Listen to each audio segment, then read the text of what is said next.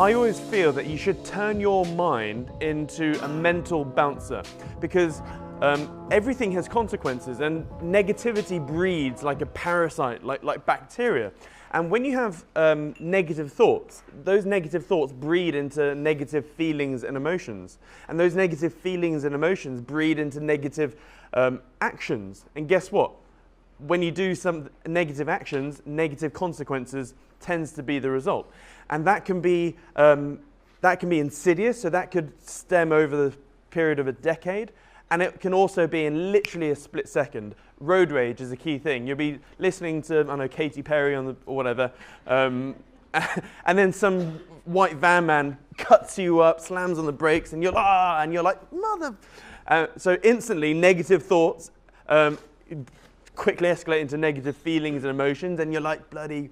And then you may do a negative action, i.e. undertake him or re-overtake him, and then the negative consequence would be a crash. So that could happen in a split second, but most people, that happens over their lives, over 10 years, and it's so big and so slow that they can't even identify it, and that's where it's a killer.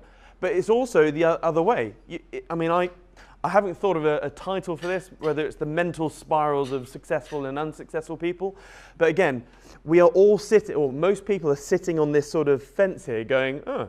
And like you're quite reactive to most things, most people. They're like, oh yeah, sometimes I have a positive spiral, and most of the time I have maybe a negative spiral.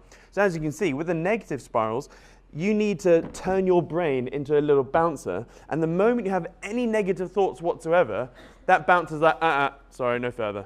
Or, like if you're flying a plane, like eject, eject. So, like the moment you see you're thinking negative thoughts, you just got to expel them and think of something good. And that way it can stop you doing all this. And then the thing is, when you end up with negative consequences, you end up with all the shit that in life, like whether it's prison, or you're losing all your money, or you end up dying or hurting yourself or others. As I said, going back to those three sort of criteria I have, that's really the worst case scenario.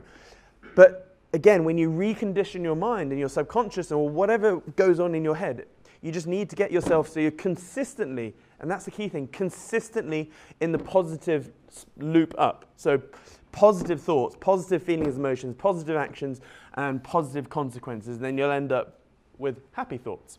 So yeah, you just got to be very active-minded with everything you think. Would that tie in? I suppose that does tie in with what you said. I'd love to know what the second guy's doing. This guy, he's come to me. No. That's supposed to. So no. Where's my pen? It's supposed to be a sun here,